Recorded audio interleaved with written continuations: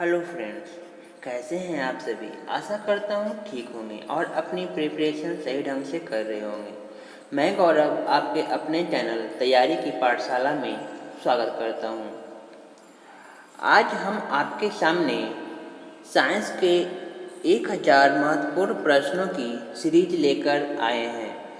इसमें सारे selected question लिए गए हैं, सारे वो क्वेश्चन लिए गए हैं जो आपके पिछले एग्ज़ाम में के किसी न किसी एग्ज़ाम में जो क्वेश्चन आए हैं उन्हीं क्वेश्चन का सिलेक्शन करके हमने आपके लिए लिया है। तो आप कॉपी और पेन लेकर बैठें, क्योंकि जितने भी यहाँ पे मैं क्वेश्चन करवाऊँगा सारा क्वेश्चन का एक्सप्लेनेशन भी विस्तृत रूप से करवाऊँगा। तो चलिए स्टार्ट करते हैं। अभी तक हमने पार्ट 1 और पार्ट 2 को क्लियर किया था। अब पार्ट 3 करते हैं। तो बढ़ते हैं पहले क्वेश्चन की ओर। तुम्हारा पहला क्वेश्चन है, नाभिकीय संलयन को ताप नाभिकीय अभिक्रिया भी कहते हैं, क्यों? तो नाभिकीय संलयन के लिए अत्यधिक उच्च तापमान की स्थिति की आवश्यकता होती है। तो जो हमारा नाभिकीय संलयन अभिक्रिया होती है, इसके लिए हमें चाहिए हाई टेम्परेचर चाहिए नाभिकीय संलयन अभिक्रिया को होने के लिए। और नाभिकीय संलयन अभिक्रिया में होता यह है कि जो दो हमारे छोटे छोटे परमाणु हैं, ये आपस में मिलकर एक बड़ा परमाणु का निर्माण करता है और साथ ही बहुत सारी ऊर्जा भी निकलती है। तो समझते हैं। यहाँ पर आप देख रहे हो एक हाइड्रोजन का परमाणु है। तो ये हाइड्रोजन का, इसमें 2 परमाणु है और एक हीलियम का। अब ये दोनों जब आपस में मिलेगा, ये दोनों परमाणु जब आपस में मिलते हैं और हाई टेम्परेचर, यहाँ का टेम्परेचर बहुत हाई होता है, हाई टेम्परेचर पर ये रिएक्ट करते हैं और टेम्परेचर लगभग 10⁻7 से लेकर के 10⁻13 डिग्री सेंटीग्रेड तक का टेम्परेचर होना चाहिए। तो इतना हाई टेम्परेचर पर ये एक दूसरे से रिएक्ट करेंगे। रिएक्ट करने के बाद ये 2 छोटे छोटे जो हमारे परमाणु हैं, इसने एक बड़ा परमाणु बनाया, हीलियम का एक बड़ा परमाणु बनाया। तो हाइड्रोजन के 2 छोटे छोटे परमाणु मिलकर एक हीलियम का बड़ा परमाणु बनाया और साथ ही में एक न्यूट्रॉन, जो आप ब्लैक बॉल देख रहे हो, ये है हमारा न्यूट्रॉन। तो साथ ही में एक न्यूट्रॉन भी निकला और प्लस में 14.1 मेगावाट की ऊर्जा निकली। साथ ही जो हीलियम बना, हीलियम के साथ में 3.4 मेगावाट की ऊर्जा निकली। तो हम बोल सकते हैं कि एक संलयन की अभिक्रिया समाप्त होने पर जो हमारा एनर्जी है वो 17.6 मेगावाट की एनर्जी निकलती है। बढ़ते हैं नेक्स्ट क्वेश्चन की ओर। हमारा नेक्स्ट क्वेश्चन है, स्वेत रक्त कण कहलाता है। तो स्वेत रक्त कण को बोलते हैं ल्यूकोसाइट्स। क्या कहलाएगा? ल्यूकोसाइट्स। और स्वेत रक्त कण जो होता है वो हमारा अस्थि मज्जा में बनता है और ये हमें रोग प्रतिरोधक क्षमता प्रदान करता है, बीमारियों से लड़ने की क्षमता प्रदान करता है। तो यहाँ पर आप जो डायग्राम में आपको देख रहे हो, ये जो छोटे छोटे जो रेड कलर के जो बॉल्स जैसे दिख रहा है, ये है हमारा रेड ब्लड सेल। और इसमें जो वाइट कलर के आपको जो सेल दिख रहे हैं, ये वाइट कलर के जो सेल हैं, ये है हमारा वाइट ब्लड सेल। और वाइट ब्लड सेल जो है वो हमारे शरीर में जो भी प्रतिजैविक होते हैं, जो हमारे शरीर को नुकसान करने वाले कुछ जो बाहर के जो कीटाणु जो आते हैं हमारे शरीर में, वायरस जो एंट्री करते हैं, उन्हें मारने का काम करती है। तो एक तरह से मैं बोल सकता हूँ कि वाइट ब्लड सेल है जो हमारे शरीर में एक सैनिक का कार्य करता है। White blood cell WBC, also called leucocyte और ल्यूकोटाइड्स।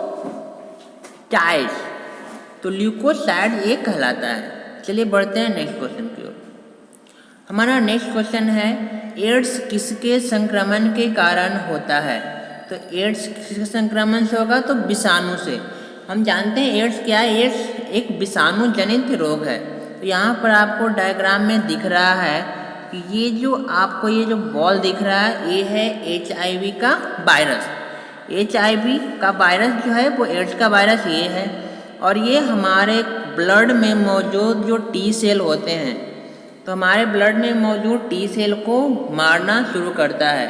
T सेल वो सेल होते हैं जो बाहर से आए हुए वे सेल जो हमारे शरीर को नुकसान पहुंचाता है उन्हें वो आइडेंटिफाई करते हैं और इन्फॉर्मेशन वाइट ब्लड सेल को देते हैं, और वाइट ब्लड सेल उस सेल को मारता है।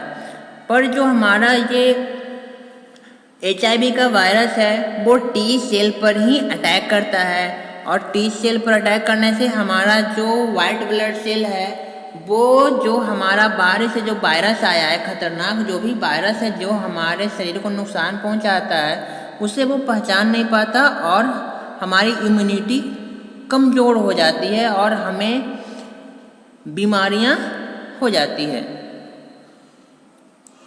चलते हैं नेक्स्ट क्वेश्चन की ओर। हमारा अगला क्वेश्चन है सोडियम क्लोराइड को कहा जाता है।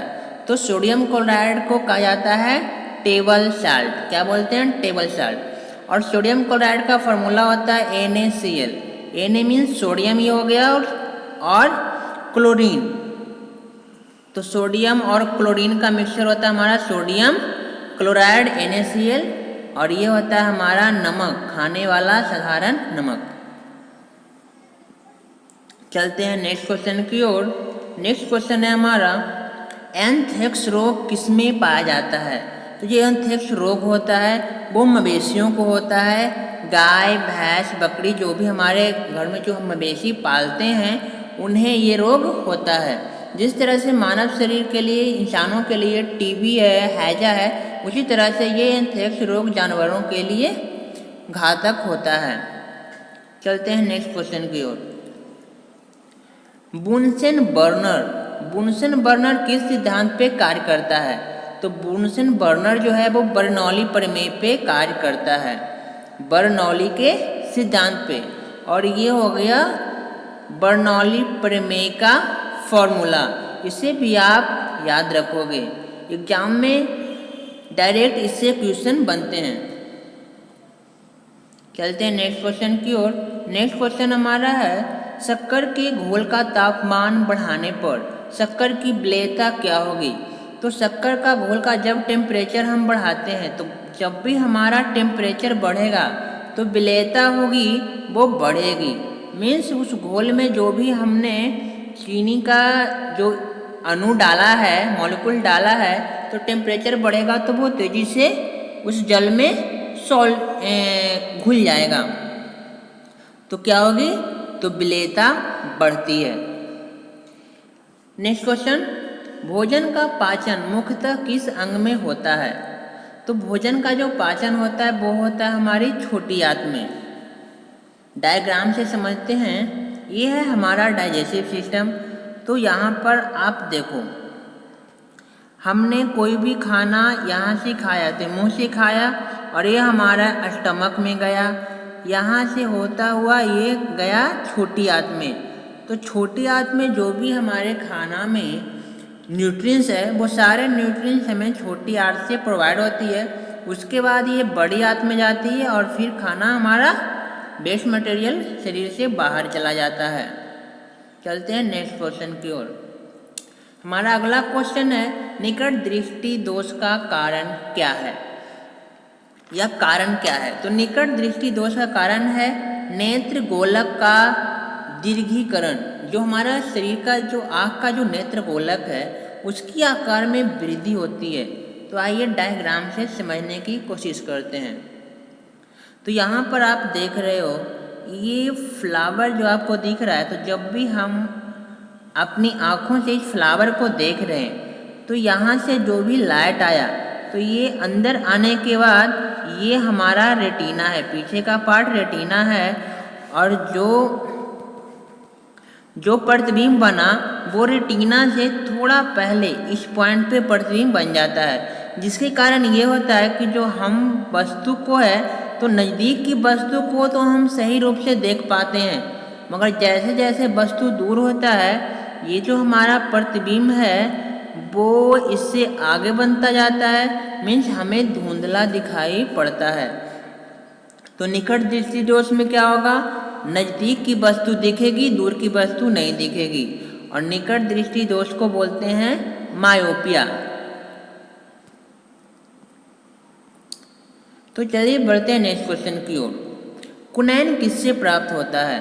तो कुनैन जो है वो सिनकोना वृक्ष की छाल से प्राप्त होता है, सिनकोना वृक्ष की छाल से। आइए देखते हैं कैसा होता है सिनकोना वृक्ष। तो ये जो आप वृक्ष देख रहे हो, ये जो टहनी देख रहे हो, ये है सिनकोना वृक्ष, और इसका जो ये जो टहनी होती है, तो इसका जो बार्क होता है, मीन जो छाल होता है, उसी से कुनैन निकाला जाता है, और वह कुनैन जिससे हम मलेरिया में दवाई के रूप में यूज करते हैं। तो ये था आज का वीडियो। अगर आपको वीडियो अच्छा लगा हो तो वीडियो को लाइक करें, शेयर करें और चैनल को सब्सक्राइब ज़रूर कर लें। अगर आपको वीडियो से रिलेटेड कुछ भी कमेंट करना हो, कुछ बोलना हो, कुछ या फिर कोई सवाल हो, तो आप कमेंट हमें कर सकते हैं। तैयारी शाला में जुड़े रहने के लिए धन्यवाद।